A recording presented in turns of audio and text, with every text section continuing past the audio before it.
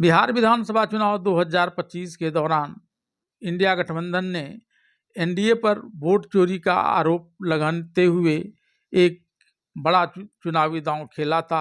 उसने चुनाव प्रचार के दौरान उस मुद्दे को पूरे जोर शोर से उछाला था, लेकिन चुनाव परिणाम आने पर उनका यह मुद्दा बुरी तरह से फ्लॉप कर गया और एनडीए के पक्ष में 212 विधायकों की जीत सुनिश्चित हो गई।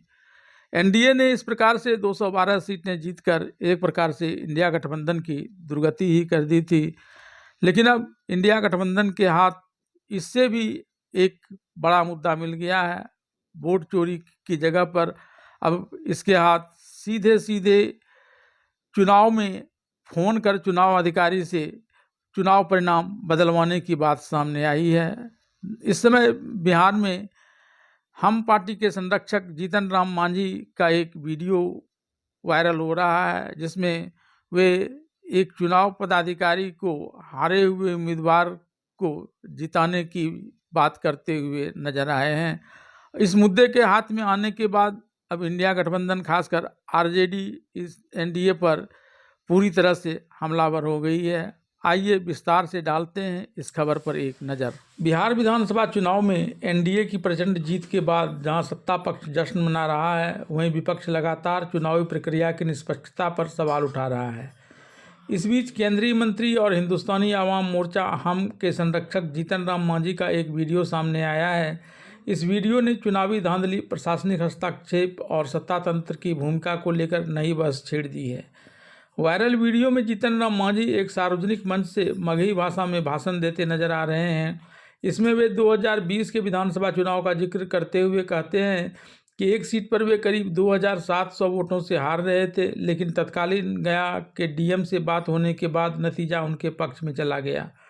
उन्होंने अपने भाषण में उस समय के गया के जिलाधिकारी अभिषेक सिंह का नाम भी लिया, जो 2006 बैच के आईएएस अधिकारी रहे हैं और 2023 में वे सेवा से अपना इस्तीफा दे चुके हैं। जीतन राम मांझी के इस बयान को विपक्ष ने सीधे तौर पर वोट चोरी का कबूलनामा करार दिया है।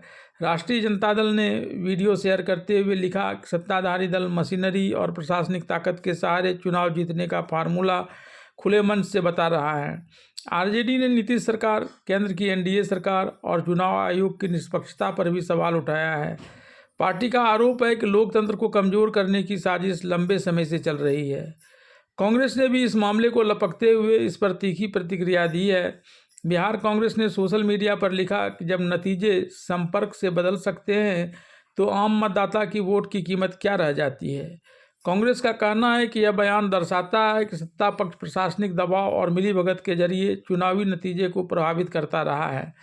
जीतन राम मांझी ने खुद इन आरोप को सिरे से खारिज किया है। उन्होंने वायरल वीडियो को टेम्पर्ड बताते हुए कहा कि उनके बयान को तोड़ मरोड़ कर पेश किया जा रहा है। सोशल मीडिया पर सफाई देते हुए जीतन राम मांझी ने लिखा कि आसमान पर थूकने वालों को यह याद रखना चाहिए कि थूक वापस उन्हीं पर गिरता है। उन्होंने खुद को ब्रांड बताते हुए कहा कि वे किसी से डरने वाले नहीं हैं।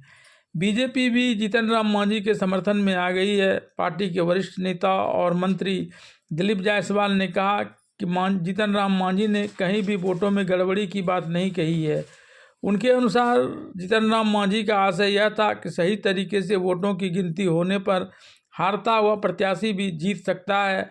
भारतीय जनता पार्टी ने दोहराया कि चुनाव पूरी तरह से निष्पक्ष और पारदर्शी रहा है।